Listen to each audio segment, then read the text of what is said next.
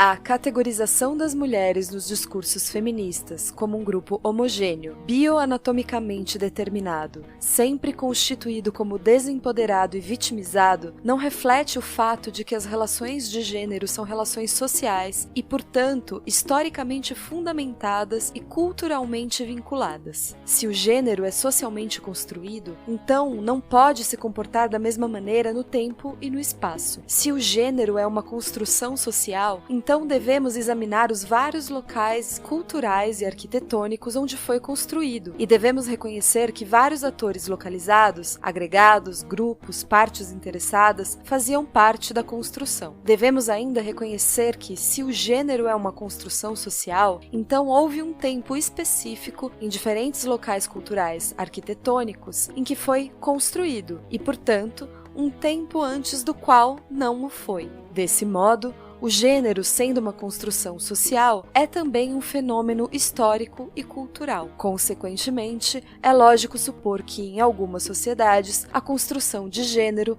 não precise ter existido.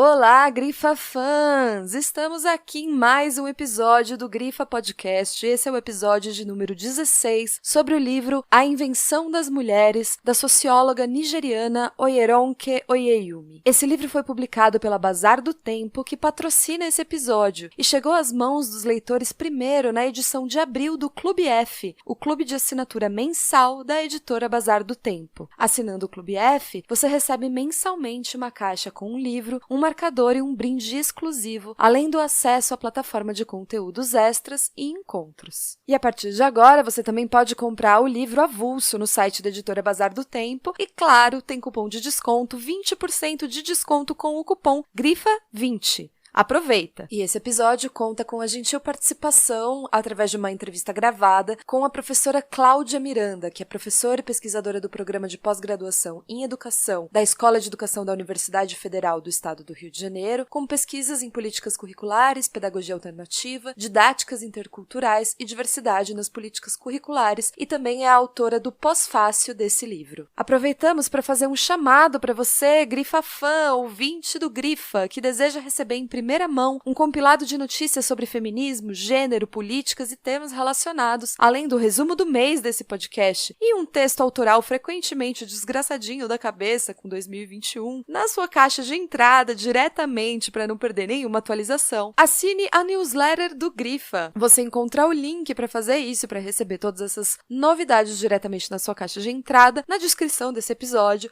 no nosso blog e também na bio das nossas redes sociais, @Grifa Podcast. Então, bora lá? Esse é o episódio 16 do Grifa e o livro é A Invenção das Mulheres, Construindo um Sentido Africano para os Discursos Ocidentais de Gênero, de Oyeronke Oyeyumi.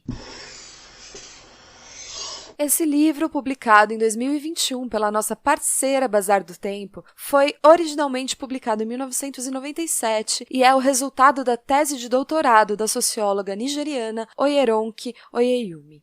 Aqui no Brasil, conta com a tradução de Wanderson Flor do Nascimento e pós-fácil de Cláudia Miranda, que contribui com a gente na construção desse episódio. E para apresentar a professora Cláudia Miranda com um pouco mais de detalhe, ela é pós-doutora em Psicologia das Comunidades pela UFRJ, professora da graduação e da pós-graduação em Educação na Unirio e membro do grupo de trabalho Claxo Afrodescendência e Propostas Contra-Hegemônicas. Ela também é professora da especialização do curso internacional Estudos Afro-Latino-Americanos e Caribeños, Pensar América Latina y el Caribe, e da Escuela Internacional Más Allá del Diseño Afrodescendiente, ambas da Claxo, que é o Conselho Latino-Americano em Ciências Sociais. Por fim, a Cláudia Miranda é líder do grupo de pesquisa Formação de Professores, Pedagogias Decoloniais, Currículo e Interculturalidade, agendas emergentes na escola e na universidade, foi consultora da Fundação Cultural Palmares até 2010, no projeto de cooperação com os países da América Latina e do Caribe. E para começar essa entrevista que foi gravada, a gente perguntou para ela o porquê da demora da publicação desse livro no Brasil e como ela acha que esse livro vai ser recebido, quais são as suas maiores contribuições, especialmente no momento atual que a gente está vivendo, né? Como que vai ser essa recepção e como que a gente pode ampliar a discussão desse livro no país que a gente vive. Essa temática da invisibilização de uma obra como essa, ela é muito importante. Eu acho que essa preocupação não é só minha, né? Então tem todo um movimento, como o próprio movimento da Grifa, como o próprio movimento da editora que se coloca nesse lugar de traduzir, como o próprio movimento do professor responsável, né? Professor Nascimento. Então, nós temos aí um levante político, epistemológico. Nós temos aí um levante que tem muito a ver com as experiências de coletivos da América Latina e do Caribe. E nós estamos um pouco naquela cena que Zuenir Ventura já havia mencionado em sua obra Cidade Partida, né? Nós estamos num país partido. Então nós temos que, primeiro, admitir que nós pouco criticamos a ausência das obras, por exemplo, do Fanon no Brasil. Nós trouxemos um grande interlocutor do Fanon, que foi o Sartre. Eu que estudei na UFRJ nos anos 80, final dos anos 80, na letras e também nas ciências sociais. Não vi o Fanon no centro do debate, mas eu vi o Sartre. Então, o Sartre ele esteve no escopo nesse período, dos anos 80 para cá, mas o Fanon não. Então, isso é uma pergunta que é muito, muito séria e muita gente se faz, né? Quando você pega o início da produção do professor Gessé Souza, e eu que tive a sorte de ser professora de uma pessoa que trabalhou muito próxima a ele, eu pude acompanhar toda a produção do professor Gessé Souza, quando ele estava ainda em Juiz de Fora, e ele já falando da ralé brasileira, a importância da discussão que o Gessé fazia já no início da década de 2000 sobre a ralé brasileira. Então, essa discussão que a sociologia não faz, que eu localizo na obra do Gessé Souza, me ajudou muito a entender. Então, a gente tem, infelizmente, que fazer uma crítica aos grupos que não se interessam, não se interessaram, e pensar a mudança de status dos estudos feministas, porque são os estudos feministas que vão avançar muito mais, né? Então, esse campo, esse terreno que são os estudos feministas, ele precisa mudar de lugar, ele precisa mudar de status. Eu aprendi isso lendo o Santiago Castro Gomes, um dos filósofos mais importantes da América Latina. Ele diz isso: nós avançamos com os estudos da decolonialidade muito em função do que nós aprendemos com as feministas, né? De todas as orientações. Então, dizer isso, que esse espaço de discussão sobre a perspectiva pós-colonial, decolonial, é devedor dos estudos feministas. E muitos pesquisadores homens assumem isso. Ou seja, o campo dos feminismos ele avançou muito. Então, quero dizer o quê? Que nós temos uma estrutura que não deixa determinados temas atravessar a barreira. Então, assim como o tema dos feminismos, né, a educação, que é a área em que eu atuo, simplesmente tem uma associação importante há 4 décadas, e a discussão sobre gênero nessa associação, que é a associação que reúne os programas de pós-graduação em educação, os grupos de trabalho, os últimos grupos de trabalho incluem, né, a chegada do tema das relações de gênero. Então, nós temos aí um problema gravíssimo na educação, que é discutir há pouquíssimo tempo as relações de gênero, no campo da educação, onde você forma professores, e um campo com uma maioria de mulheres. A gente tem que assumir que a estrutura do país, a estrutura que organiza, né, toda essa marca da organização, da administração no campo acadêmico, apresenta pouca aderência a essa questão, né, do pensamento latino-americano, pensamento político, pensamento caribenho, que é fundamental, não só para o nosso contexto, não é só o Fanon, mas filósofas, mulheres importantíssimas que a gente não tem conhecimento no Caribe, né? Então, assim, todo o pensamento caribenho de fora, né? E o Fanon também de fora, e a professora Oyeron, que com toda essa contribuição que ela tem dado para a crítica por dentro dos estudos dos feminismos, mas também por dentro do estudo sobre descolonização do conhecimento, descolonização da historiografia, das ciências sociais, ausente. Então, acho que tem muito a ver com esse infelizmente, né, esse ethos, e tem muito a ver com o que o Gessé trouxe no seu livro Ralé Brasileira, que é o que fica de fora, o que é invisibilizado, o que não é legitimado como parte importante da sociedade, da dinâmica da sociedade. Né? Então, é como se esse tipo de conhecimento, que está mais ao sul, do sul global, não pudesse penetrar. Então, você vai encontrar os estudos da filosofia africana em obras muito alternativas, como, por exemplo, Cadernos do Terceiro Mundo. Eu lembro disso na minha época de graduação.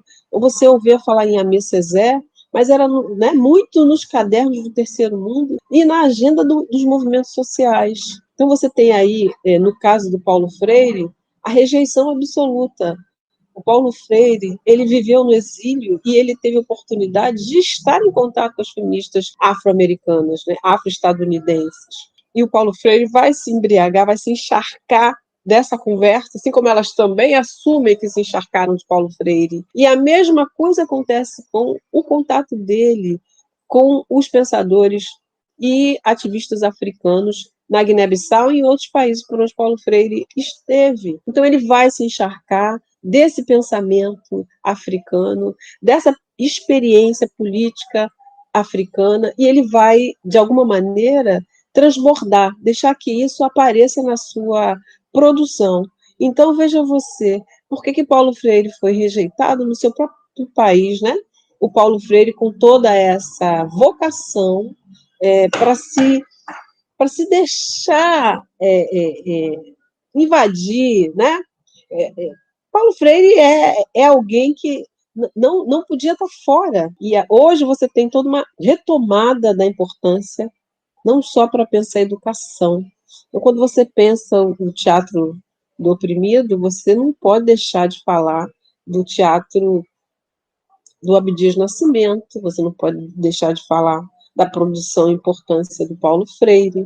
Então, você vai, no meu caso, para o mestrado em educação. Então, olha que interessante, porque nos ajuda a entender que país é esse, né? E que ethos é esse, que deixa esse grande pensador de fora. Você vai para Cuba, eu tenho ido quase todo ano, por conta do projeto da Escola Internacional Afrodescendente, do Conselho Latino-Americano, e aí você vai trabalhar com as professoras universitárias cubanas, mulheres muito experientes, que dominam toda a produção do Paulo Freire, os projetos comunitários, a ação de extensão em Cuba, está encharcada de Paulo Freire. Aí você vai encontrar teses e dissertações mostrando a influência do pensamento dele na postura do Che, na postura do Fidel, né? Então, no meu caso, que estudei na Espanha, que também vou encontrar nessa minha jornada na Espanha nos anos 90, livrarias com sessões dedicadas a Paulo Freire. Então, é só para dar um exemplo de como esse outro pensamento, esse pensamento que é de alguém que vai interferir nos anos 40, numa política e numa visão, num ideário de inclusão com alfabetização de jovens e adultos, é deixada de fora, né? Uma figura como Paulo Freire deixada de fora, uma figura absorvida no mundo inteiro, né? Eu trabalhei em Angola, eu fui a Angola 4 vezes, eu trabalhei na universidade, aí você vai me dizer que Angola não tem Paulo Freire, Angola tem Paulo Freire. Então, eu acho que explica um pouco por que na nossa estrutura, na nossa macroestrutura, há tanta resistência, porque nós estamos voltados para o norte, nós não estamos ao sul.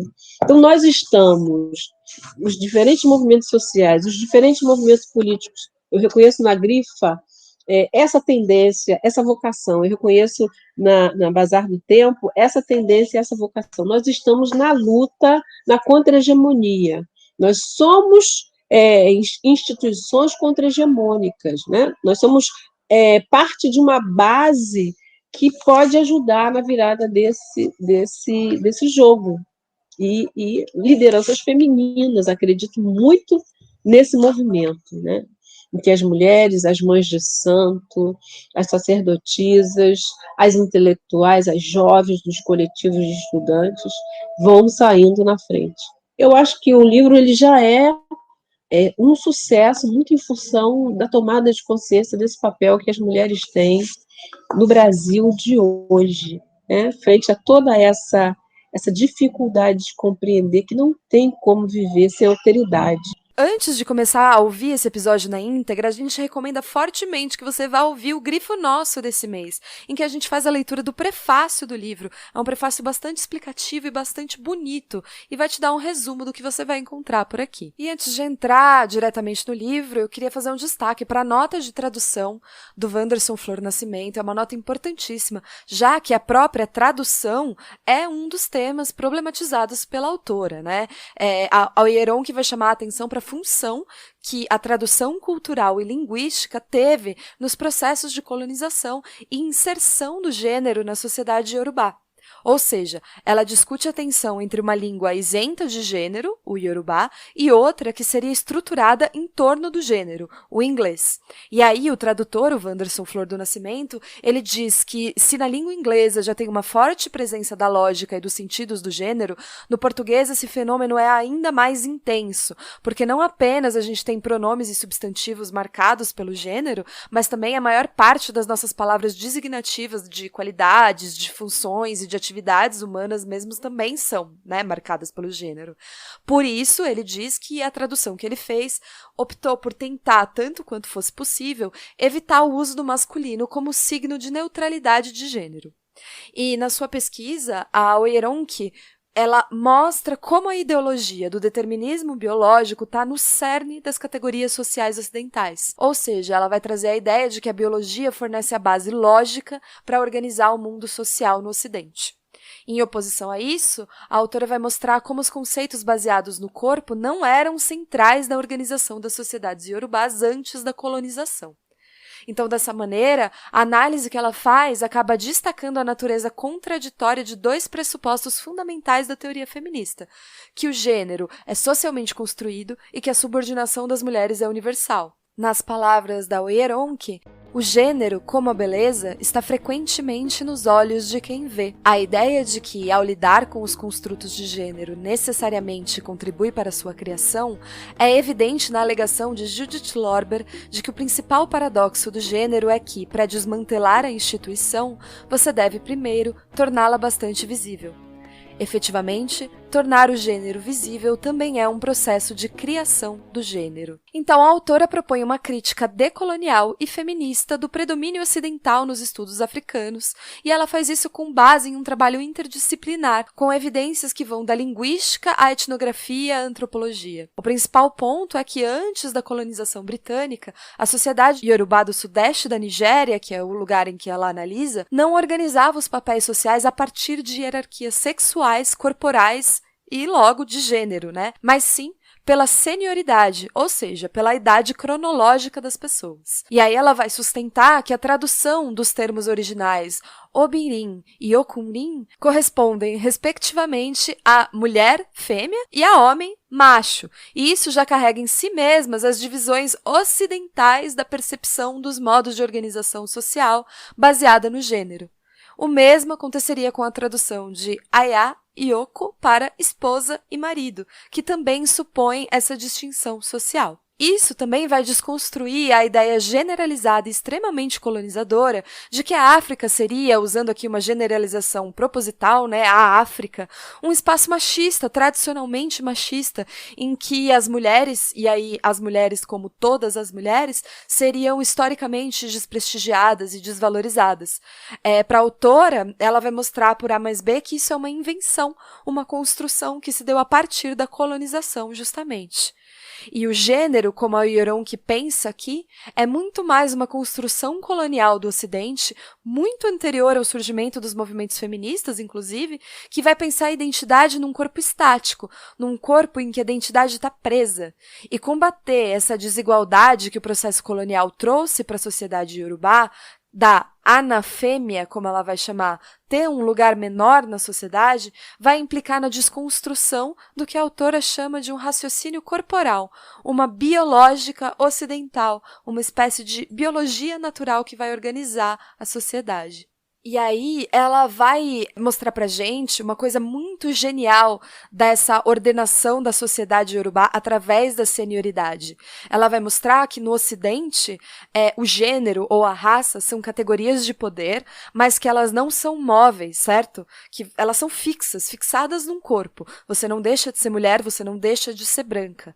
Mas a partir do momento que você está falando de senioridade na sociedade iorubá, essas categorias de poder, elas são necessariamente mutáveis. Ou seja, à medida que o tempo vai passando, você vai mudando de lugar. E você vai mudando de lugar nessa hierarquia de poder. Então, as pessoas, elas não estão condenadas a ocupar sempre o mesmo lugar.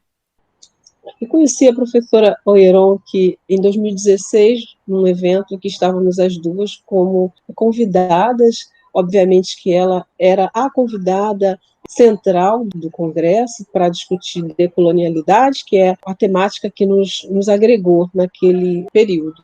E a presença da professora durante aqueles dias na UNB foi de grande aprendizado para todos nós, brasileiros e investigadores que estavam ali também, como Maldonado Torres, que já trabalha muito com ela, Nelson Maldonado Torres. E aquela semana foi uma semana de descobertas, aquela semana foi uma semana de muita alegria e de muita positividade. A professora faz uma conferência em que ela vai trazer diferentes aportes e, efetivamente, na minha forma de compreender as contribuições dessa obra, a centralidade do que é essa participação no campo da historiografia, da linguística, da estética, da poética, da filosofia, das ciências sociais de um modo geral, é justamente essa possibilidade de criticar, né, o apagamento das diferentes formas de tradução de mundo, o apagamento das diferentes formas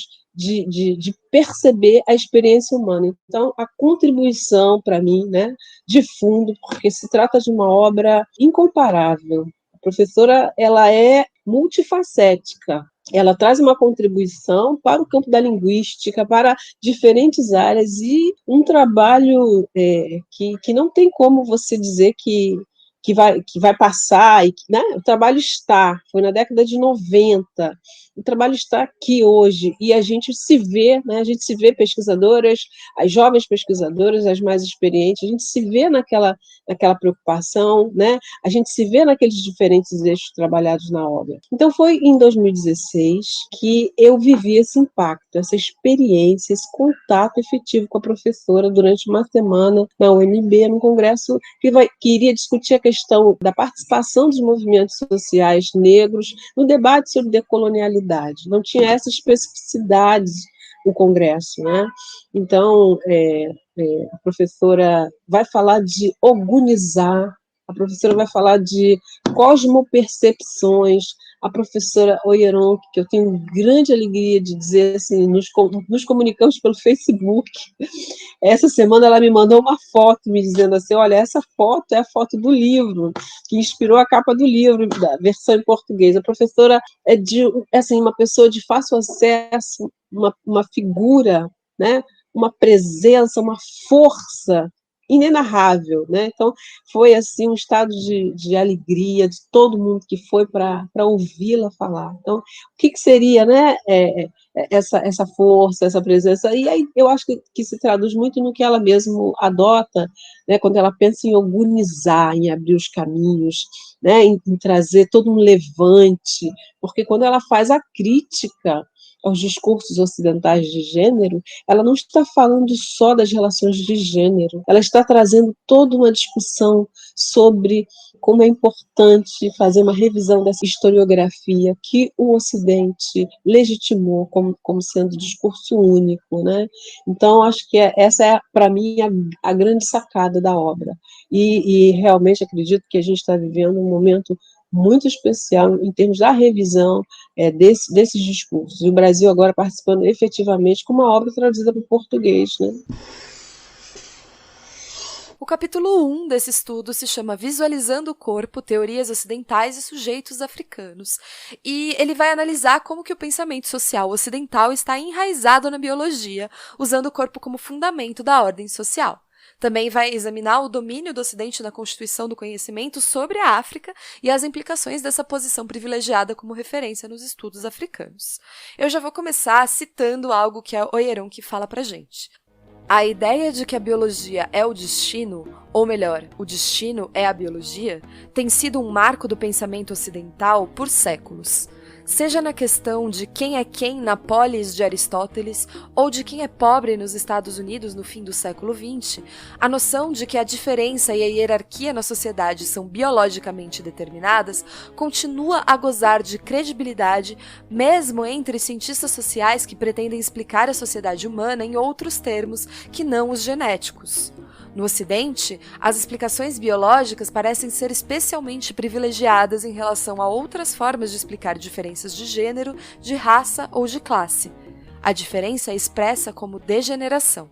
Então ela diz que a noção de sociedade que emerge dessa concepção é de que a sociedade é constituída por corpos e como corpos masculinos, corpos femininos, corpos judaicos, arianos, corpos negros, corpos brancos, corpos ricos, corpos pobres. Então, uma vez que o corpo é o alicerce sobre o qual a sociedade é fundada, o corpo está sempre em vista e à vista, e dessa maneira o olhar colocado sobre ele será sempre o da diferenciação e, consequentemente, o da generificação. Ela diz que a razão pela qual o corpo tem tanta presença no Ocidente é que o mundo é percebido principalmente pela visão. A diferenciação dos corpos humanos em termos de sexo, cor da pele, tamanho do crânio, isso sempre foi um testemunho dos poderes atribuídos ao ver, e assim, o olhar é sempre um convite para fazer uma diferenciação. A Oyeronke diz que essa é uma diferença epistemológica entre as sociedades. Essas sociedades enxergam o mundo a partir de uma ótica, e eu, enquanto ocidental, uso essa metáfora, muito diferente. Enquanto a sociedade ocidental tem essa percepção exacerbada do lugar do corpo, na sociedade iorubá isso não acontecia. E aí, para mostrar isso, ela faz uma retomada de como a história das sociedades ocidentais se apresenta como uma documentação do pensamento racional, com foco nas ideias. Ou seja, quando os corpos aparecem na sociedade ocidental, eles são relacionados com algo degradado. O foco da história ocidental é a mente, né? A mente elevada acima de todas as fraquezas da carne, que vai ressaltar justamente essa oposição binária entre corpo e mente, entre natureza e ciência, que foi criada pelo dualismo cartesiano. Ou seja, são as ideias que são privilegiadas, a mente, o pensamento, tudo aquilo que é corporificado é menor, é degradado, não é digno de nota. Então, a ausência do corpo é muito visível e essa é a contradição. O homem branco, cis, hétero europeu, ele não tem corpo, assim como a branquitude não tem cor. Dessa maneira, a sua superioridade sempre vai se dar a partir da diferença, de se enxergar nas mulheres, nos povos originários, nos judeus, nos africanos, nos pobres,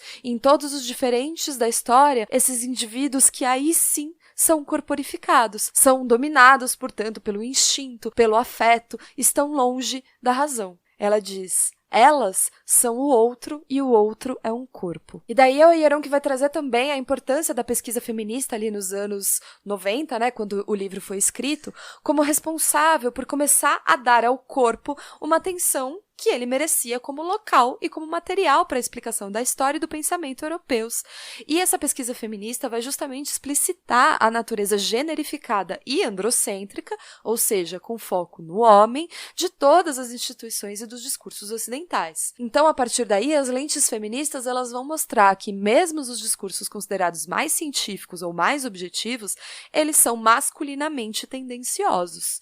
E a gente já viu isso ao longo de muitos episódios aqui no Grifa, né? Por exemplo, como a categoria cidadão, de onde derivam todos os direitos da sociedade moderna, era masculina, de como a igualdade, a liberdade e a fraternidade só funcionava para os iguais homens brancos e héteros. E o que a Oyeronki quer que a gente preste atenção com isso é que as diferenças e as hierarquias da sociedade, elas estão consagradas nos corpos, ao mesmo tempo em que os corpos consagram as diferenças e a hierarquia. Então, esses dualismos, como natureza e cultura, público e privado, visível e invisível, são variações sobre o tema dos corpos masculinos versus femininos, que são hierarquicamente ordenados e diferencialmente colocados em relação ao poder, também espacialmente distanciados um do outro. E, embora no decorrer da história ocidental as justificativas das diferenças entre as categorias homem e mulher tenham mudado, essas duas categorias elas permaneceram hierárquicas em oposição binária. No Ocidente, portanto, nenhuma diferença social é elaborada sem que os corpos estejam posicionados hierarquicamente. E aí, entra a concepção trazida pela segunda onda feminista de que a ideia de gênero é uma ideia socialmente construída, ou seja, que as diferenças entre machos e fêmeas devem estar localizadas em práticas sociais e não em fatos biológicos. E essa noção foi particularmente atraente porque ela era interpretada para significar que as diferenças de gênero elas não seriam ordenadas pela natureza, mas também seriam mutáveis e, portanto, transformáveis. Porém, para Oyeronki, a preocupação ocidental com a biologia continua a gerar construções de novas biologias, mesmo quando alguns dos antigos pressupostos biológicos são desalojados. Então, ela vai dizer que na experiência ocidental, a construção social e o determinismo biológico têm sido dois lados da mesma moeda, porque uma vez que as categorias sociais como gênero são construídas, novas biologias da diferença são inventadas. Inclusive, as categorias sociais extraem a sua legitimidade e o seu poder da biologia. Então, resumidamente, o social e o biológico se retroalimentariam. A biologização inerente à articulação ocidental da diferença social não é, no entanto, universal. O debate feminista sobre quais papéis e quais identidades são naturais e quais aspectos são construídos só tem sentido em uma cultura na qual as categorias sociais são concebidas como não tendo uma lógica própria independente. Este debate, certamente, desenvolveu-se a partir de certos problemas. Portanto, é lógico que em sociedades nas quais tais problemas não existem, não deveria haver tal debate. Mas então, devido ao imperialismo, esse debate foi universalizado para outras culturas, e seu efeito imediato é introduzir problemas ocidentais onde tais questões originalmente não existiam. Mesmo assim, esse debate não nos leva muito longe nas sociedades em que os papéis sociais e as identidades não são concebidos como enraizados na biologia. Da mesma forma, em culturas nas quais o sentido visual não é privilegiado e o corpo não é lido como um modelo da sociedade, as invocações da biologia são menos prováveis de ocorrer, porque tais explicações não têm muita importância no campo social. O fato de muitas categorias de diferença serem socialmente construídas no Ocidente pode sugerir a mutabilidade das categorias, mas também é um convite a construções intermináveis de biologias, na medida em que não há limite para o que pode ser explicado por meio do apelo ao corpo. A Oyeronki vai ainda mais longe, eu acho que essa é uma das contribuições mais brilhantes dessa obra, que depois vai se misturar com coisas que a gente vê na obra da Judith Butler e da teoria queer, mas que vem de um lugar muito inovador e a partir de um estudo muito localizado. Então ela vai dizer que apesar de todos os esforços para separar os dois, a distinção entre sexo e gênero é enganosa. Então, na conceituação ocidental, o gênero não pode existir sem o sexo porque o corpo está diretamente na base de ambas as categorias.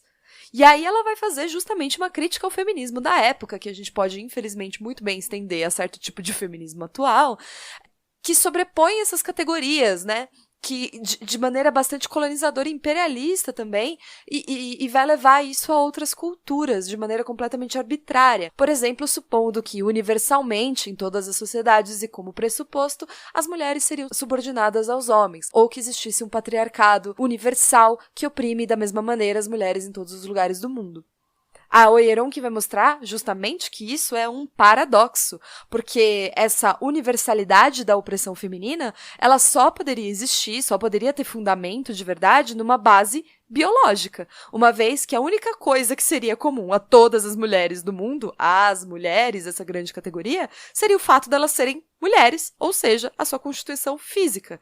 Então, é uma sugestão de uma base biológica no lugar de uma base cultural, né? Uma vez que a anatomia humana é universal. Então, percebe como isso é uma contradição da própria ideia de que o gênero é socialmente construído? Ou seja, que o que compõe as categorias do masculino e do feminismo, na verdade, pode variar em diferentes culturas? Eu vou citar de novo a Oyeronki. A categorização das mulheres nos discursos feministas como um grupo homogêneo, bioanatomicamente determinado, sempre constituído como desempoderado e vitimizado, não reflete o fato de que as relações de gênero são relações sociais e, portanto, historicamente fundamentadas e culturalmente vinculadas. Se o gênero é socialmente construído, então não pode se comportar da mesma maneira no tempo e no espaço. Se o gênero é uma construção social, então devemos examinar os vários locais culturais arquitetônicos onde foi construído e devemos reconhecer os vários atores localizados, agregados, grupos, partes interessadas que faziam parte da construção. Devemos ainda reconhecer que se o gênero é uma construção social, então houve um tempo específico em diferentes locais culturais e arquitetônicos em que foi construído e, portanto, um tempo antes do qual não o foi. Desse modo, o gênero, sendo uma construção social, é também um fenômeno histórico e cultural. Consequentemente, é lógico supor que, em algumas sociedades, a construção de gênero não precise ter existido. O que interessa para a tese da Oyeronki é que, já que nas construções ocidentais os corpos físicos são sempre corpos sociais, então não tem realmente uma distinção entre sexo e gênero. Já na sociedade iorubá, pelo contrário, as relações sociais derivam sua legitimidade dos fatos sociais, e não da biologia.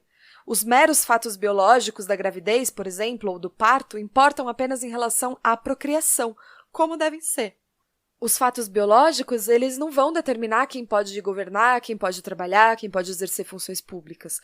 Nessa sociedade iorubá pré-colonial, a natureza da anatomia não definia a posição social de uma pessoa e, consequentemente, a ordem social iorubá requer um tipo diferente de mapa e não um mapa de gênero que pressupõe a biologia como base do social. O que não significa que a sociedade iorubá era livre de hierarquias e perfeitamente horizontal, uma grande utopia. Não é isso, pelo contrário. A hierarquia social era determinada pelas relações sociais, especificamente pela idade cronológica, o princípio da senioridade que a gente já falou aqui.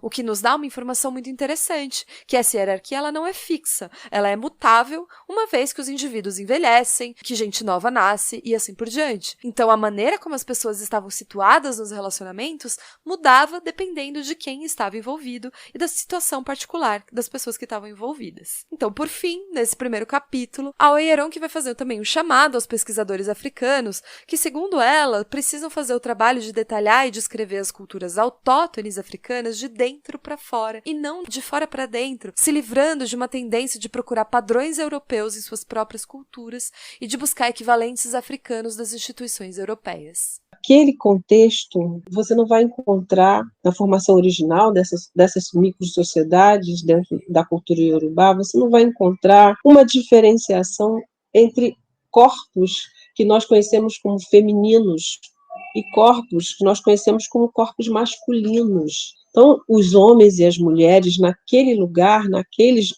naquelas micro-sociedades, não são hierarquizados, não eram hierarquizados. As pessoas mais velhas são as pessoas que detêm o poder, né? Então, quando você pensa o que a gente vive hoje, a gente já sabe, a partir do que a gente leu da Silva Federici, né, todo o histórico de invenção da subalternidade feminina. Então, o que a Oyeronki nos ajuda a entender é que, no caso da Nigéria e das sociedades iorubás, você não tem essa divisão hierárquica de relação de gênero.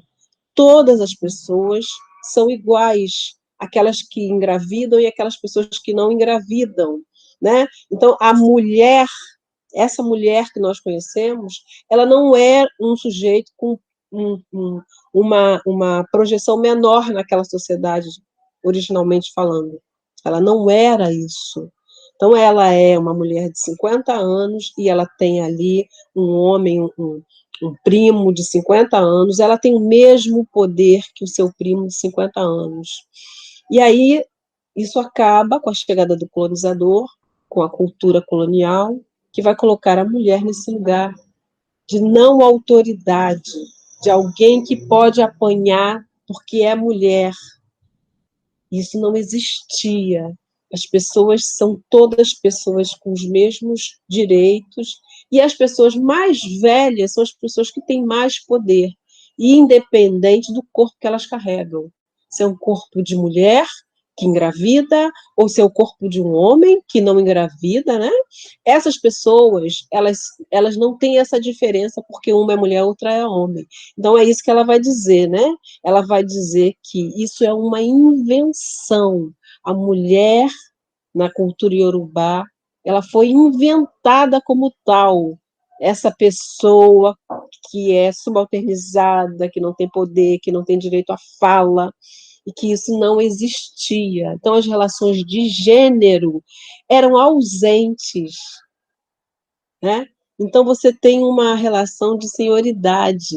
Os mais jovens precisam escutar os mais velhos, independente se esse mais velho é um corpo feminino ou um corpo masculino.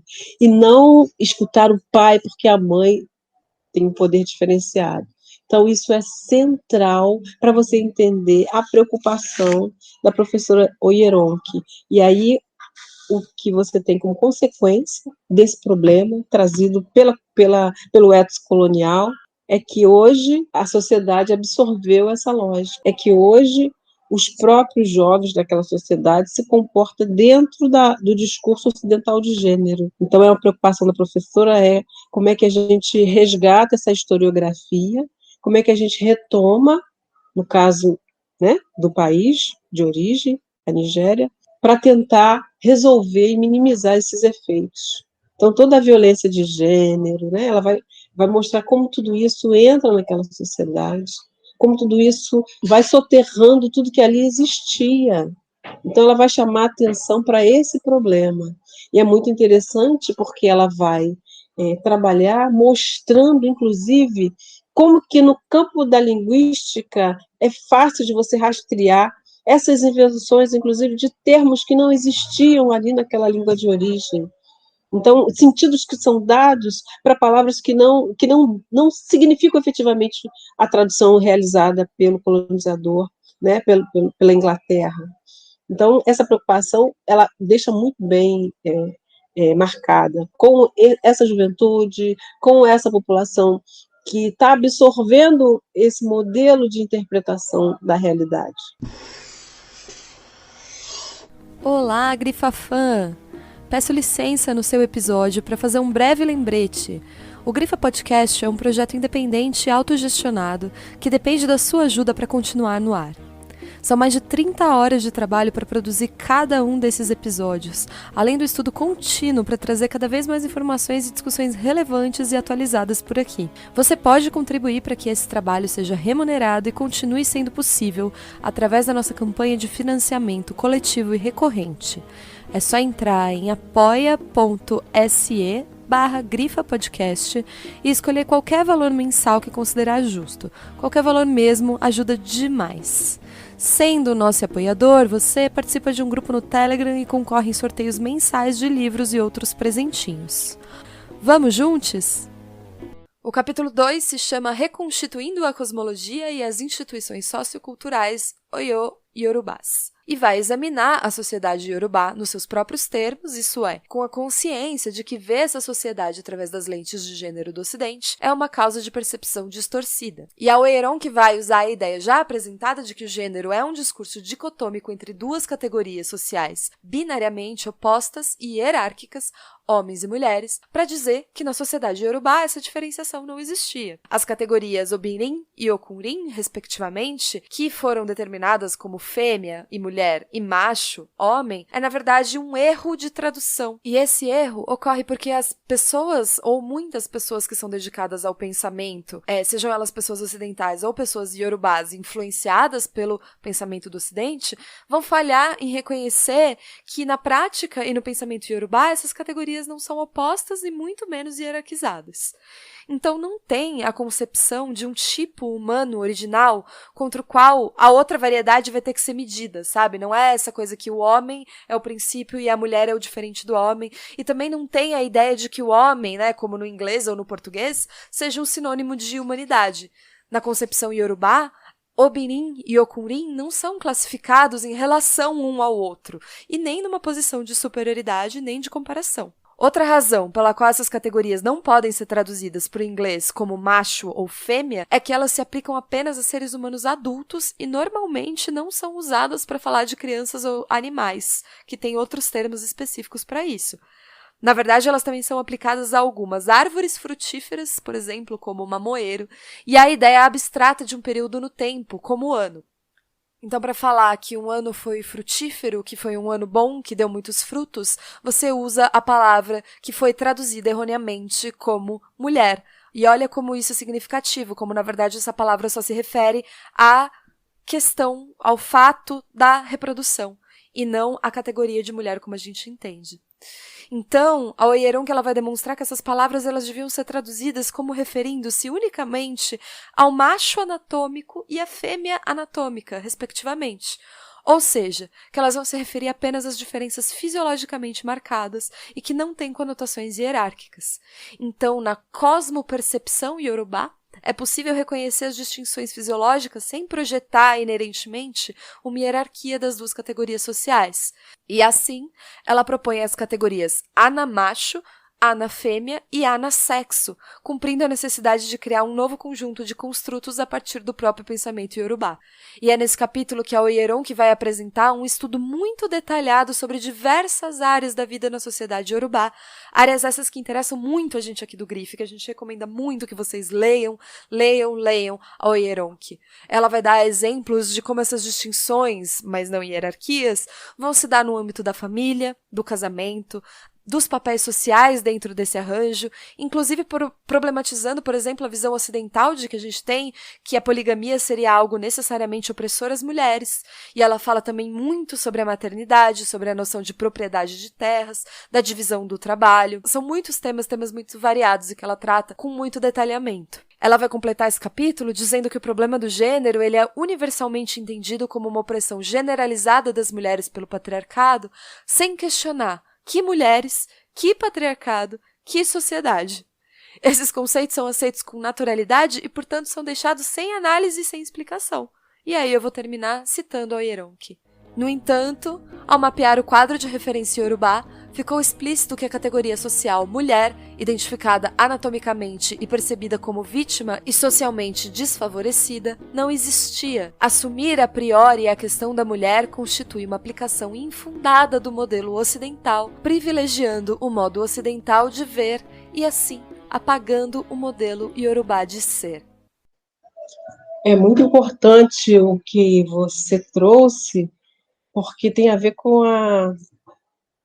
o peso da diferença, né? Quando você se relaciona, quando você nasceu com essa identidade feminina e você se relaciona com um homem, você sente muito o peso da diferença, né?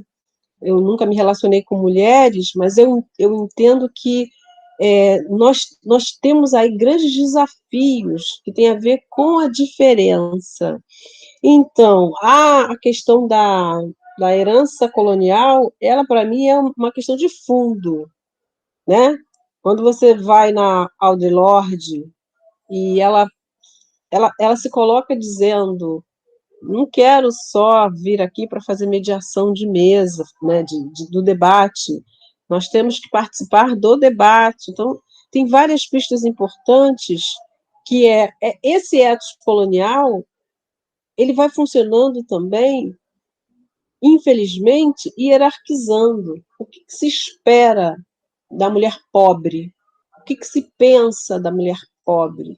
Então, se a mulher pobre ela precisa de mais espaço, ela precisa de apoio para ganhar território e se politizar, significa que ela precisa de parcerias fora daquele âmbito que ela ocupa. Então, essa diferença, para mim, é um problema de fundo. Nós precisamos de parceria para avançar. Então, abrir o espaço, dividir, Para mim é fundamental para pensar isso. O que se ensina nas escolas? Essa é uma pergunta que a gente sempre fez e vai continuar fazendo, e agora a gente até tem medo de fazer. O que se ensina, né? O que é esse desafio, o espaço que se abriu para pensar educação religiosa? Então, o que são as escolas militares na atualidade? O que significa ter uma criança da sua família numa escola militar? Então, para mim, o mais importante é a gente entender esse ponto de vista e a preocupação a partir do pertencimento da professora Oyeronki, né? E aí é só para usar isso como uma chave para ampliar o debate.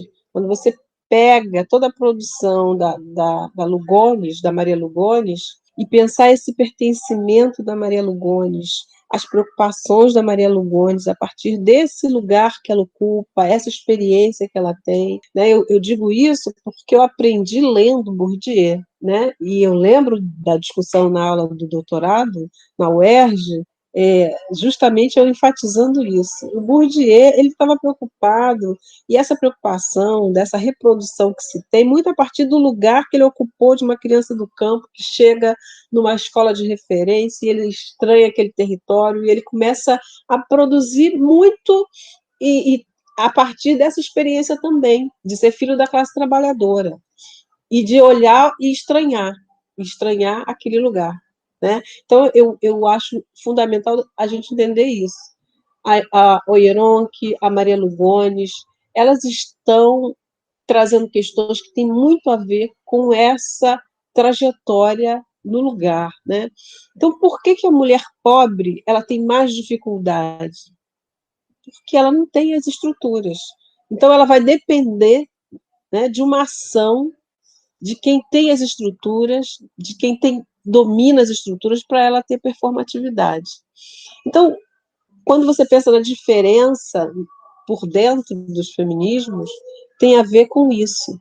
Quando você pensa que alguém ingressou na universidade por ações afirmativas, tem ações afirmativas que não são essas ações afirmativas que a gente conhece, a política de cotas, são outras ações afirmativas daquelas mulheres que entenderam a importância da chegada dos movimentos sociais, daqueles homens que entenderam a importância da chegada dos movimentos sociais nas universidades.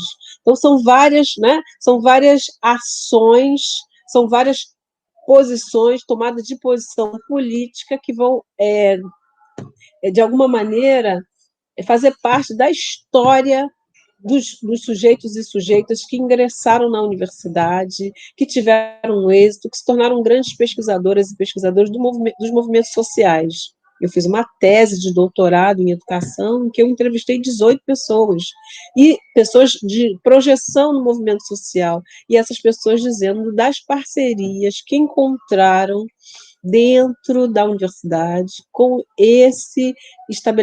com o grupo estabelecido. E o grupo estabelecido não é o grupo afrodescendente. Então, olha que interessante da gente observar.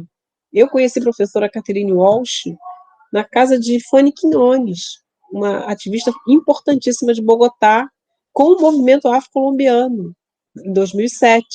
Então, a professora Catherine Walsh, ela sempre chama atenção para a adesão dela na luta dos Panteras Negras. E ela mostra nas conferências, ela fala de como ela aderiu ao movimento dos Panteras Negras. Catherine Walsh é uma estadunidense que optou em viver no Equador, que trabalha na Universidade Andina Simão Bolívar, e trabalha com os movimentos negros da América Latina.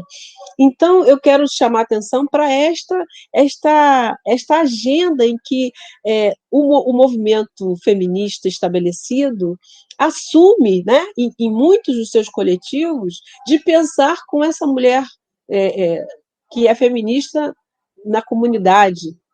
Então, nós temos alternativas, e as alternativas são as formas de colaboração, né, e de reconhecimento desse lugar que ocupamos, né, nessa estrutura mais ampla. Então, nós temos as instituições, nós temos as figuras centrais nas instituições e nos grandes coletivos. Não tem como você desconsiderar o que a Spivak está dizendo.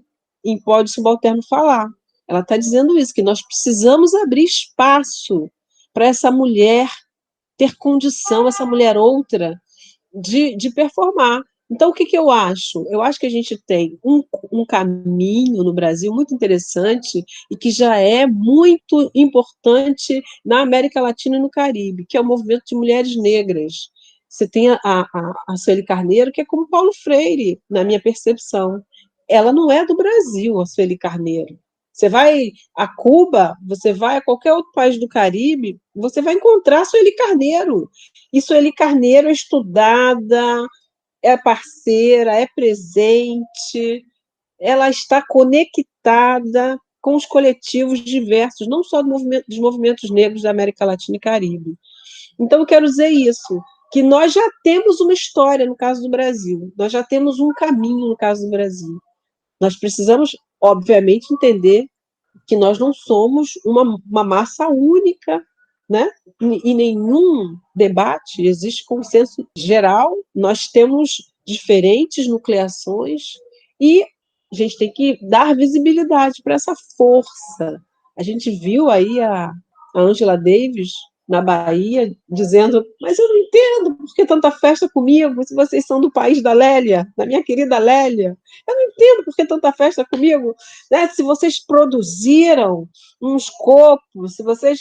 Então, o que eu acho é que nós vamos ter que fazer um meia-culpa e dizer assim, realmente, a armadilha colonial nos fez perder muito tempo, né? E a gente não ter medo de dizer assim, sim, eu tenho privilégio, eu desfrutei, o meu grupo desfrutou desse privilégio, sim, realmente eu não me atentei, que eu também participei de alguma maneira do silenciamento de determinadas sujeitas, e te dizer assim, como que a gente aprende agora com reedições de trabalhos fundamentais, como o trabalho da Ruth Landes, né? Como a gente aprende, como a gente entende o que é revisão historiográfica, a gente se voltar para esse lugar e fazer, sim, uma escavação, como eu tenho colocado sempre, é preciso fazer escavações epistemológicas. O que Ruth Landes tem a dizer? Um trabalho que ela desenvolve nos anos 40, ela sai da Bahia em 38, e ela sai dizendo que aquela cidade era a cidade das mulheres racializadas, né? Ela sai dizendo que é preciso a antropologia reconhecer que ali aquela dinâmica era uma dinâmica feminina, aquela sociedade ela estava em ebulição, porque tinha ali a presença das mulheres negras em todos os setores, fazendo a roda girar, né? Então, reconhecer importantes trabalhos de mulheres brancas, né? De mulheres, de trazer para o centro essa produção e a gente investir em grandes fóruns, que a gente possa fazer esse movimento de reconhecer onde é que a gente pode avançar, onde é que a gente se perdeu muito em função desse ethos colonial, né? E é urgente porque a gente tem notícias muito desafiadoras, como é o caso do resgate da nossa querida Madalena, né? É um momento muito sério. Nós temos outros casos semelhantes no Brasil afora, nesse Brasil profundo. A gente não pode deixar de discutir essa questão, né? Nós temos notícias de professores universitários com mulheres encarceradas nas suas casas. Então, que relação é essa? Que ethos colonial é esse? Em que ponto nós chegamos, né? Então, como é que a gente vai pagando o preço por invisibilizar essas situações?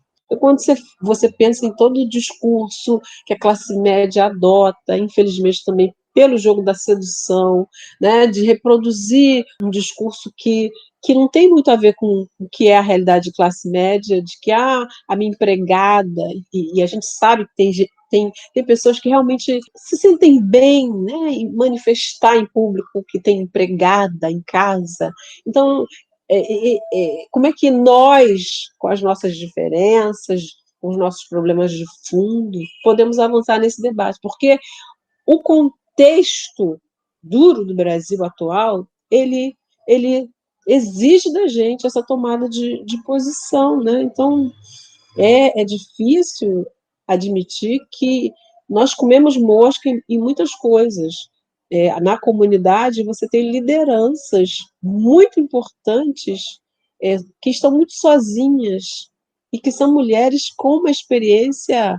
E eu posso falar até da minha mãe, que morreu com 90 anos há um ano e meio, e que me ensinou para as minhas irmãs que a gente tinha que ter autonomia financeira. E as filhas dela não iriam cuidar de marido. Minhas filhas não vão cuidar de marido. Vão ter que ter autonomia financeira, viajar, né? Eu viajei nos anos 90, eu fui para a Espanha estudar, com essa força feminina na minha casa. Uma mulher que não frequentou muito a escola, mas que dizia para as vizinhas que a escola tinha que cuidar dos seus filhos, dos filhos das vizinhas, muito bem, como qualquer outra família, né?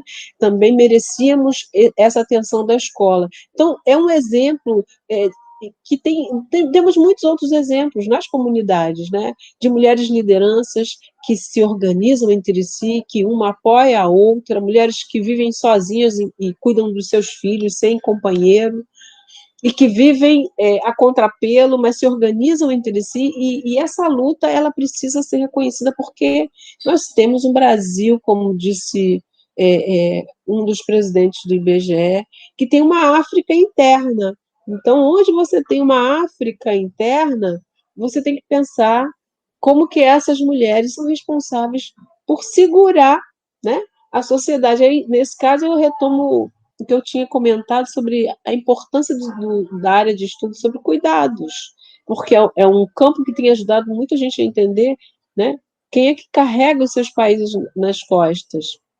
Quem são as pessoas que carregam os países nas costas, que sofrem pela ausência de políticas sociais para lidar com essa demanda, né, porque são as mulheres empobrecidas, as negras e as nordestinas, que ocupam esse campo dos cuidados, são elas responsáveis pela casa, pela organização comunitária, por cuidar da vida do seu sogro, da sua sogra, da sua mãe, do seu pai, né? Então, ela fica com toda essa carga e isso está invisibilizado, né? Então, nós temos questões muito sérias para a revisão do currículo, por exemplo, porque você não pode mais achar que o domingo feliz é quando a sua mãe tá no fogão, fazendo bolo, fazendo torta em pé o dia inteiro. Ai, domingo feliz, minha mãe está fazendo comida, minha mãe está recebendo a sogra, minha mãe está fazendo as honras da casa, meu domingo está ótimo, minha mãe está em casa, né? Então, sua mãe está ali, sobrecarregada,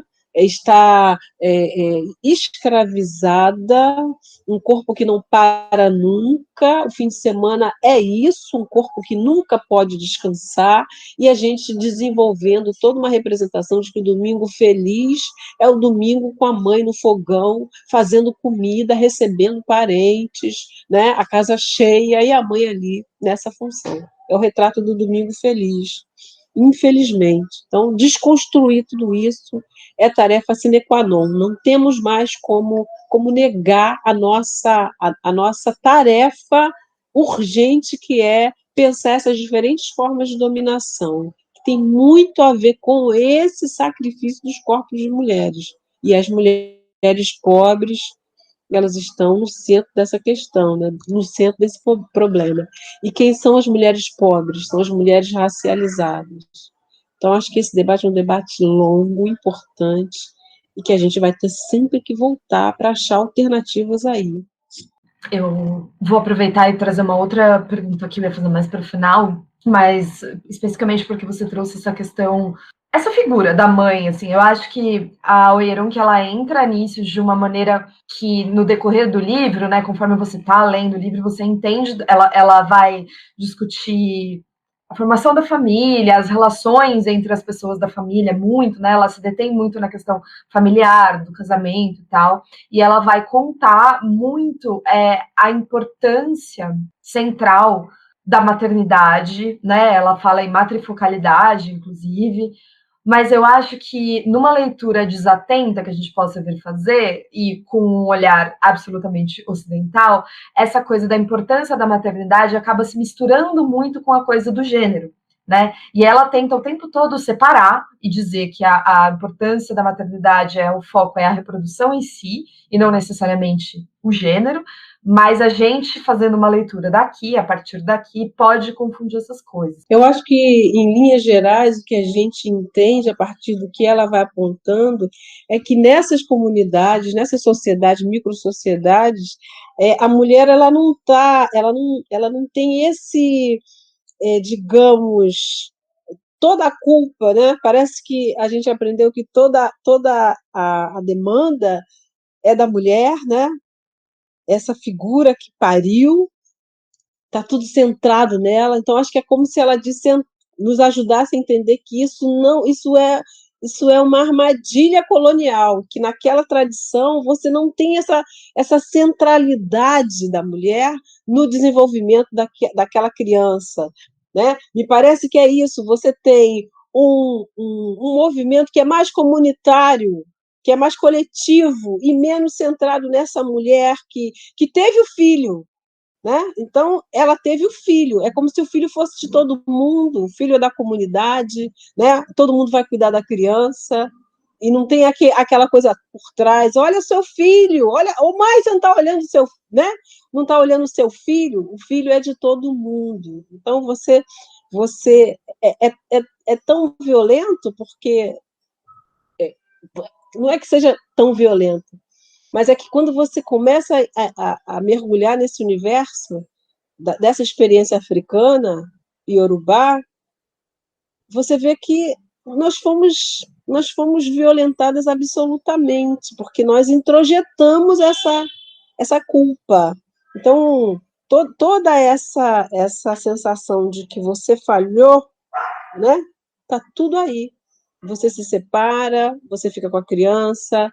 No nosso caso, que temos infelizmente, essa herança, nós nos transformamos nisso, em alguém que facilmente vai ser culpado ou vai se sentir culpado. Então, essa experiência iorubá, ela vai ensinar para a gente que isso é uma invenção, né? Isso é uma invenção.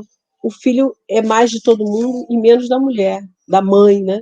Da pessoa que pariu aquela criança. Então, acho que é muito importante chamar atenção para isso. Eu acho que a gente vai ter que fazer muitos podcasts, a gente vai ter que ter muitos debates, porque essa é uma questão, são questões muito importantes que ela traz, né? É como se a gente não conseguisse ler o livro de uma vez, numa patacada só.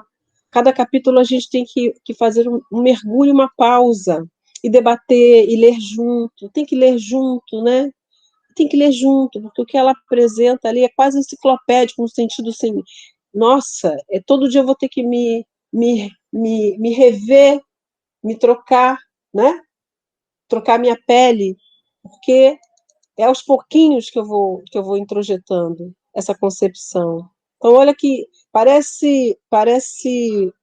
você começa a conhecer essas tradições e você começa a entender que é um discurso prontinho, que vai te prendendo, vai te deixando preso em casa, né? Você foi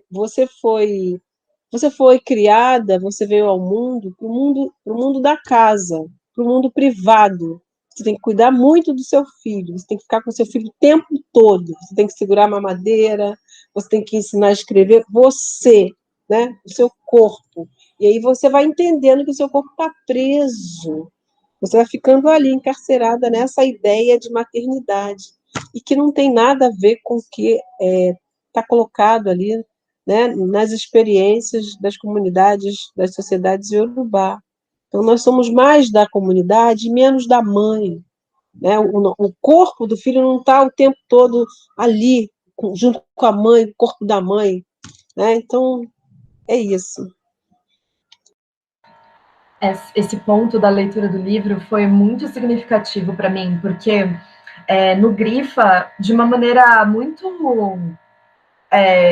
orgânica, para não dizer natural, porque eu não gosto muito dessa palavra, todas as discussões e todas as leituras dos livros, né, já são mais de 20 livros, mais de 20 autoras, de alguma maneira as discussões se encaminhavam no final para uma coisa muito parecida, e que me alegrou muito quando você começou dizendo isso, que é a questão do cuidado. E é a questão do aprisionamento, seja ele da onde vem, dos corpos femininos. Então, seja na acumulação primitiva do capital, que a Silvia Federici vai falar que lá atrás, no começo do capitalismo, se deu, seja a Verônica Gago dizendo e refutando isso, dizendo que os corpos nas ruas, nas greves feministas, é uma maneira de desconectar, né, esse corpo-território, que é o conceito que ela usa.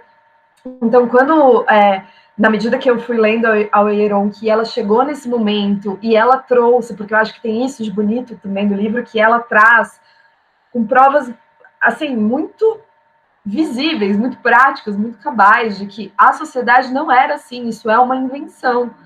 Era comunitário, a socialização das tarefas domésticas, né, que se fala muito quando a gente fala de, por exemplo, de União Soviética, lá, de Kollontai, quando a gente vai lá atrás e fala da experiência socialista, que era uma necessidade, a socialização da reprodução, do trabalho doméstico, já existia, né? Essas experiências, elas existiram e elas foram tomadas ou tolhidas ou desvirtuadas, mas isso é um caminho, né? É um caminho que já foi dado, assim. Então foi muito bonito. Na hora que cheguei nessa parte da leitura do livro, eu falei, nossa, de novo esse assunto, e olha que bonito, olha que jeito, assim, irrefutável, né, de enxergar como a gente tem caminhos, como os caminhos estão muito claros, e claro, como tudo gira no sentido contrário, no sentido de aprisionar, no sentido de individualizar, no sentido de falar que a mulher tem que ser... E aí essa coisa da mãe, né? Porque não basta cuidar, não basta cozinhar, não basta não sei o quê. Tem que se sentir culpada, ou então tem que ser sagrada num nível que é difícil de se desconstruir depois, né? Porque se essa mãe é intocável, como é que você depois dissocia e fala que é de todo mundo, né? Que o filho é de todo mundo, que a criação é de todo mundo. Foi muito bonito para mim, essa parte do livro assim, me tocou muito mesmo, foi muito legal. O capítulo 3 se chama Fazendo História, Criando Gênero, a invenção de homens e reis na escrita das tradições orais de Oió. Nesse capítulo, a Oyeronki fala sobre a desvalorização e a falta de reconhecimento da tradição da história africana e vai situar esse problema novamente como parte do processo colonizador. Ela faz uma distinção entre a história como uma experiência vivida, a história como um registro da experiência vivida, que é codificada nas tradições orais, e depois a história escrita. E a história escrita está muito ligada aos compromissos europeus com a África e à introdução da escrita histórica como disciplina e como profissão. E, de fato, é importante reconhecer que a história africana, incluindo as tradições orais, foi registrada como um resultado do ataque europeu, e isso tem o seu valor no sentido do registro, da recuperação dessa tradição, mas a maneira como isso foi feita só ressalta o fato de que os interesses ideológicos estavam em ação na construção dessa história africana registrada, e também de toda a história, né? E é por isso, segundo a autora, que a tradição é constantemente reinventada para refletir os interesses europeus. Em resumo, a Oyeronki vai dizer que o fato de escrever a história iorubá tem sido um processo de atribuição de gênero, no qual os reis e os homens foram criados a partir de tradições orais que eram originalmente isentas de categoria de gênero. Então, grande parte da história iorubá foi escrita no modo tradicional de documentação histórica, ou seja, no modo europeu, que é centrado no quê? Em grandes eventos, em grandes guerras, em reis, nos homens da história, né? Nesse sujeito histórico grandioso que é masculino. E esse foco levou à ideia de que os atores masculinos dominavam a história, que só os homens faziam a história. Então, como a gente já viu anteriormente, como na sociedade iorubá não tinha distinção de gênero nos papéis sociais, o acesso ao poder, por exemplo, era regulado internamente pela idade e não pelo sexo. Então não tinha essa de que os reis eram homens ou que as grandes pessoas, os grandes acontecimentos eram geridos, eram gestados, eram feitos por homens. Isso não existia. Essas categorias de homens e mulheres, elas tiveram que ser inventadas. E essa invenção não foi sistemática. Na verdade, teve um ímpeto original que estava enraizado na suposição de que o gênero é uma maneira natural de categorizar as pessoas em qualquer sociedade e de que o privilégio masculino é a manifestação definitiva dessa categorização, mas isso foi sendo importado e colocado mentindo que a tradição iorubá, historicamente, tinha essas categorias. Ou que a sociedade iorubá, historicamente, fosse uma sociedade machista, com o domínio dos homens, com esse patriarcado estabelecido. E ela também vai dizer que é importante entender que isso não é uma objeção polêmica à dominação social masculina em si, né? Como se ela falasse, tá vendo? Os homens nem dominam, nem oprimem as mulheres. Ao contrário, ela propõe um exame sistemático dos blocos de construção do conhecimento histórico. Então, o que ela está questionando é a alegação na historiografia iorubá de que a antiga sociedade iorubá era dominada por machos, quando não tinha nenhuma evidência jamais foi apresentada para sustentar essa posição. Então, a história e a tradição iorubá, elas foram reconstituídas durante o período colonial e a cosmopercepção e o quadro de referências autóctones foram subvertidos no processo de constituição dessas novas categorias sociais e generificadas, de homens, de mulheres, de reis, de tudo isso.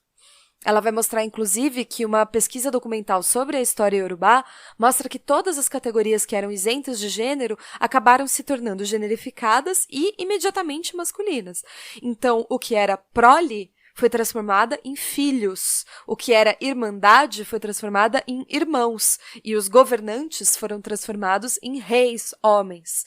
Isso faz parte do que ela chama de um processo de patriarcalização da história iorubá e uma masculinização dos papéis considerados os dos agentes da história. Esse processo também estimulou outro, que foi o da feminização de certas posições, através da qual a influência das mulheres no poder em toda a sociedade foi reduzida a um interesse indefinido, distinto do resto da comunidade. E, por fim, o capítulo 5, a tradução das culturas, generificando a linguagem, a oralitura e a cosmopercepção iorubás, vai falar sobre o impacto do bilinguismo iorubá-inglês sobre a sociedade iorubá e da tradução da oralitura iorubá para o inglês, dado que o inglês é uma língua especificamente generificada e o iorubá não é. Então, se nos capítulos anteriores demonstraram várias vezes que, em vários níveis, as questões da linguagem e da tradução são centrais para esse estudo, ela vai falar também que as teóricas feministas ocidentais enfatizaram muito a importância da linguagem na construção do gênero, mostrando as conexões entre a centralidade masculina da língua e o status secundário da mulher nas sociedades. Então, é preciso entender que a linguagem de um povo reflete os seus padrões de interações sociais.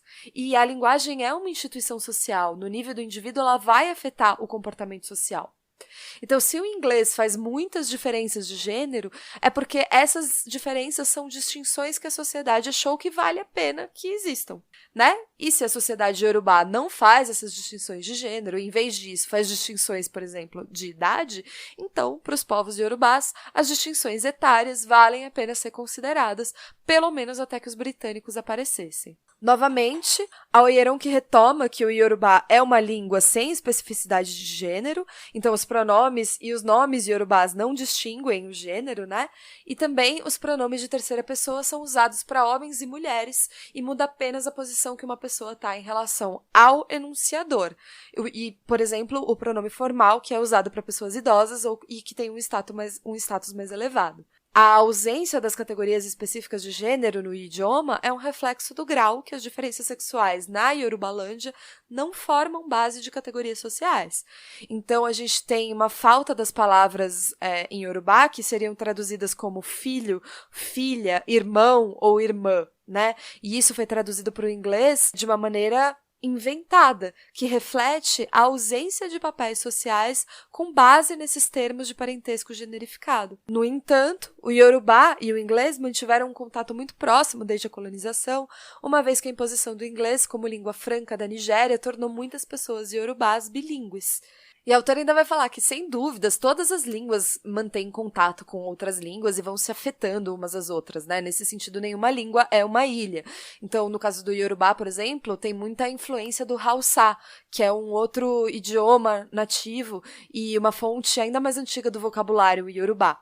Mas a questão mais importante é a natureza desse contato entre línguas. E por isso, o inglês tem um efeito enorme, né, no Yorubá.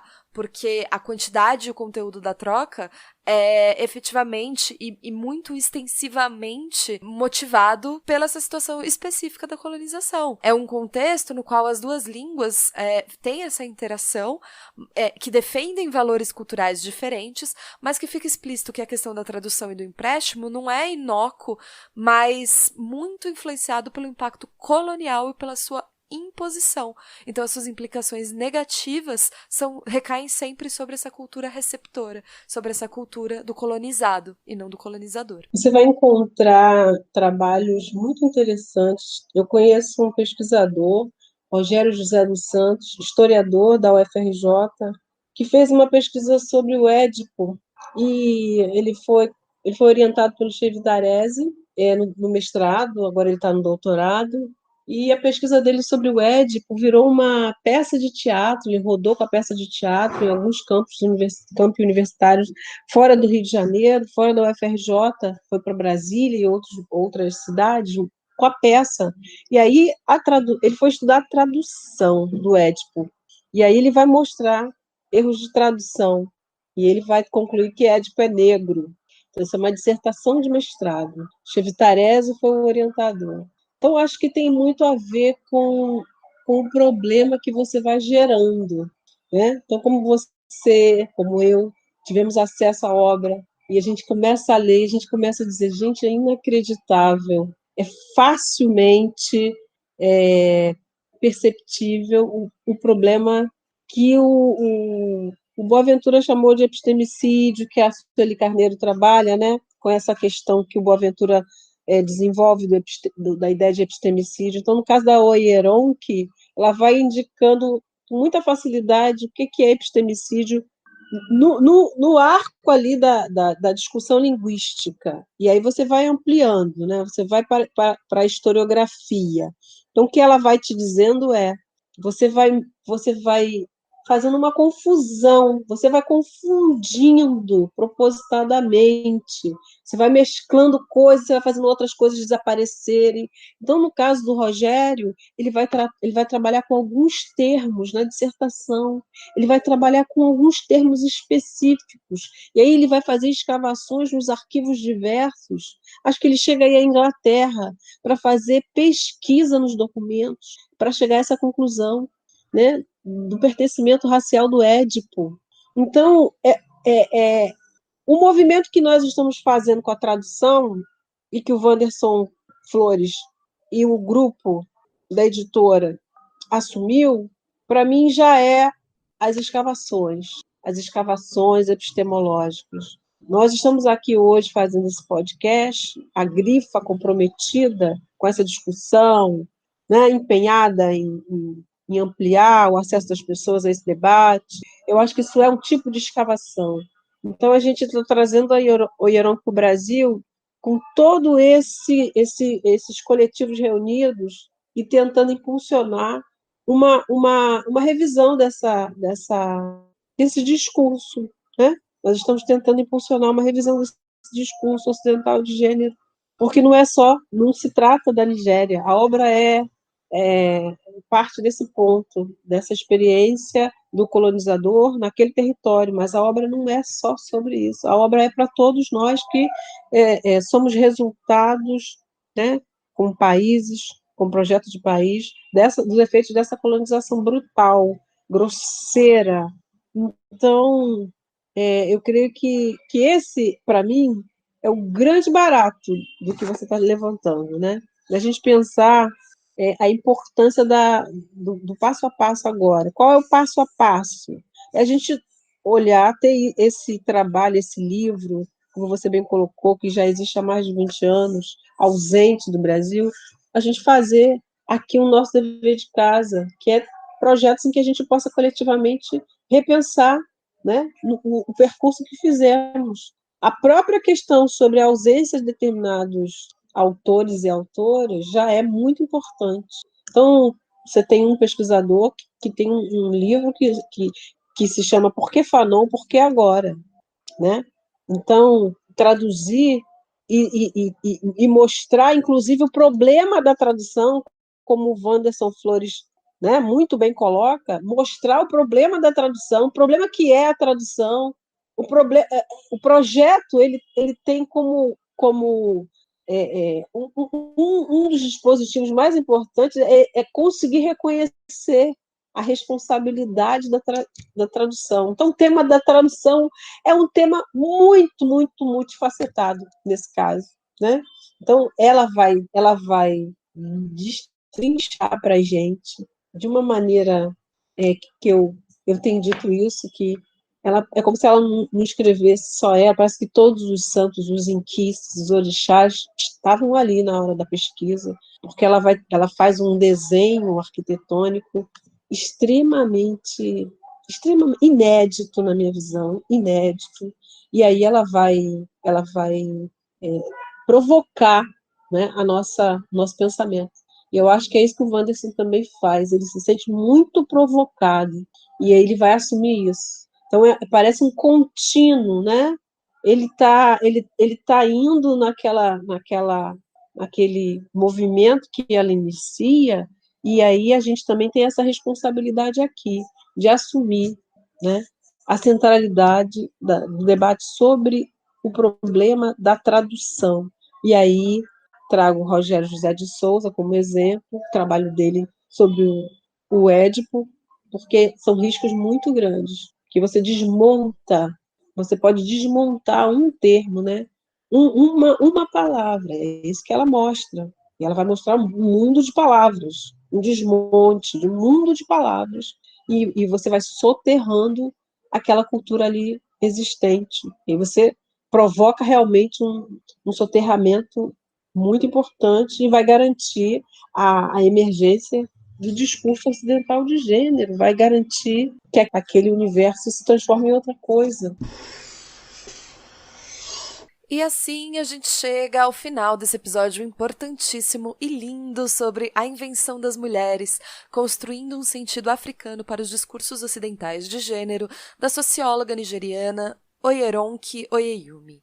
Eu aproveito aqui para agradecer a generosidade da professora Cláudia Miranda, que através de uma entrevista gravada contribuiu para construir esse episódio com a gente, e trazer uma ideia dela no pós-fácil do livro, pós-fácil que se chama Uma Obra Referencial para a Afirmação do Pensamento e dos Modos de Existências Africanos. A professora Cláudia vai dizer que a Oyeronke promove um itinerário de pesquisa revigorante, incidindo na reorientação do pensamento descolonizador, sendo esse um reconhecimento indispensável. Ao apresentar a problemática dos discursos ocidentais do gênero, a autora construiu um esquema explicativo incluindo vetores que se interconectam e favorecem a compreensão das armadilhas elaboradas pelo Ocidente. E para Cláudia também, as formas de controle das engrenagens da colonização encapsularam suas histórias e culturas, favorecendo um tipo de apagamento pela desorganização de mosaicos estéticos, poéticos, litúrgicos e filosóficos. Eu acho que a gente tem a exemplaridade da professora Oyeronke, e tem muito a ver com o que eu aprendi da Bell Hooks sobre o ativismo teórico. Você se sente muito responsável depois de ter acesso a uma obra como essa. Eu, como alguém da área da educação e das ciências sociais, do movimento social, uma pesquisadora em diálogo com os grupos de intelectuais e ativistas da América Latina e Caribe, a minha responsabilidade aumenta depois de me conectar com o trabalho da professora Oyeronke, de saber da sua postura, né, da sua generosidade, de estar com a gente, de querer discutir com a gente, de não se cansar e de se colocar de modo assim, muito aberto para o debate, e chamando a atenção do que não é a sua crítica, inclusive, eu acho brilhante como ela se coloca. Não estou criticando isso, eu estou sinalizando aquilo. Então, são os exemplos que eu vejo a serem seguidos, né? E a condição que nós temos como intelectuais insurgentes, né? As jovens intelectuais, eu como uma intelectual negra, num universo extremamente excludente, que é o universo das universidades do Brasil. Então, nosso lugar é privilegiado e essa responsabilidade, porque é com muita reverência que eu me coloquei nesse pós-fácil, por reconhecer a importância dessa presença entre nós, né? Então, eu acho que a exemplaridade do que a professora faz, com todo esse esmero, com todo esse cuidado, e o modo como ela se dirige aos jovens, às jovens intelectuais, estudiosos, ela tá preocupada na obra, ela diz, assume com os estudos africanos em desenvolvimento, mas ela também está preocupada com a gente, né? Com essas juventudes que estão pesquisando, que estão fora da África. Então, acho que assumirmos, junto com a professora Oyeronke, o compromisso de interpretação dos pontos que ela ressaltou, assumirmos o compromisso com o debate, porque é uma obra que exige debate, leitura coletiva, e exige da gente muita atenção e cuidado, e, sobretudo, ajudar a socializar o que ela está defendendo como caminho, como possibilidade. Então, acho que a revisão historiográfica, linguística, ela deixa muitos pontos aí para a gente explorar. A gente tem vários caminhos para seguir nesses fóruns.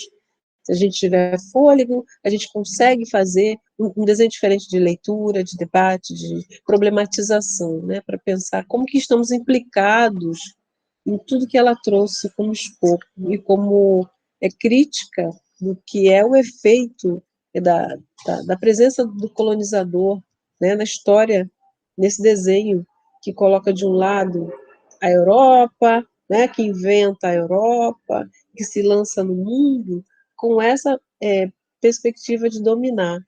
Então, acho que a exemplaridade da Oyeronke, para mim, é o que mais me impactou e me mobilizou realmente, né? E assim a gente termina esse episódio em parceria com a editora Bazar do Tempo para falar sobre esse livro tão importante que é A Invenção das Mulheres, de Oyeronke Oyeyumi. Esse livro chegou primeiro para quem assina o Clube F, o clube de assinatura mensal da editora Bazar do Tempo, em que você recebe mensalmente uma caixa com um livro, um marcador e um brinde exclusivo, além do acesso à plataforma de conteúdos extras e encontros. E agora você pode comprar o livro no site da editora Bazar do Tempo com o cupom GRIFA20 e você leva o livro para casa com 20% de desconto. Aproveite! Lá no nosso blog, como sempre, você encontra o material complementar sobre o qual a gente fala por aqui, todas as referências que a professora Cláudia Miranda trouxe e mais um monte de coisa legal para acompanhar a leitura. É medium.com/grifapodcast. E se você curte o Grifa, os episódios que a gente faz, considere apoiar o nosso trabalho financeiramente através do Apoia-se. apoia.se/grifapodcast. Com qualquer valor mensal, você ajuda esse projeto a continuar no ar. Siga a gente nas redes sociais, sempre @grifapodcast, e assine a nossa newsletter para não ficar de fora de nada do Grifa. O link também está lá no nosso blog e nas redes sociais. Um beijo e até a próxima!